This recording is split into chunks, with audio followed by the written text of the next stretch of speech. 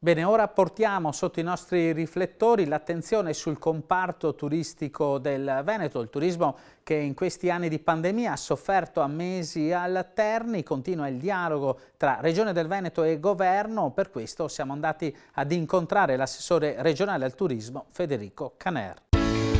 Continua l'azione di salvaguardia del comparto turistico della Regione del Veneto, grazie al dialogo con il Governo e più precisamente con il Ministro Garavaglia.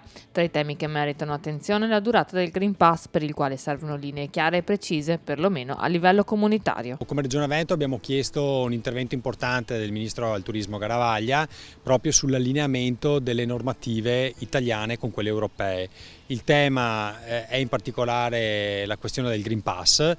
Noi abbiamo ridotto i termini, no, da 9 mesi a 6 mesi e questo purtroppo ci mette in difficoltà rispetto ad altri paesi che hanno ancora i 9 mesi. Lì sono arrivate molte disdette tra dicembre e gennaio di quest'anno. Quindi quello che chiediamo noi è regole uguali e condivisi per tutti. Forte preoccupazione anche per l'agenzia di viaggio e i tour operator. Ora più che mai serve un segnale forte a tutta la categoria.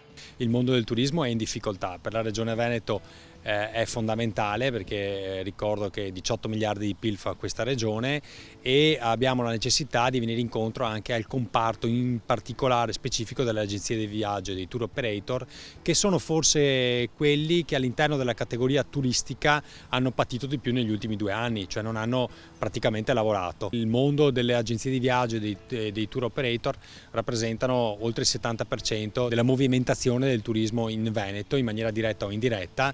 E quindi diventa fondamentale non solo avere il loro apporto per continuare ad aumentare e a gestire anche la qualità dei flussi turistici, ma soprattutto anche per garantire delle categorie che rappresentano posti di lavoro importanti in Veneto. Un indotto tutt'altro che trascurabile è quello delle agenzie di viaggio nel territorio. Per questo ora è necessaria una cassa integrazione fino a giugno per i dipendenti e l'accesso al credito per fare in modo che non si arresti l'offerta di nuovi prodotti sicuri e appetibili in termini turistici. Portare avanti il periodo della cassa integrazione diventa fondamentale per quelle agenzie o tour operator che hanno molti dipendenti e soprattutto un aiuto concreto economico a loro.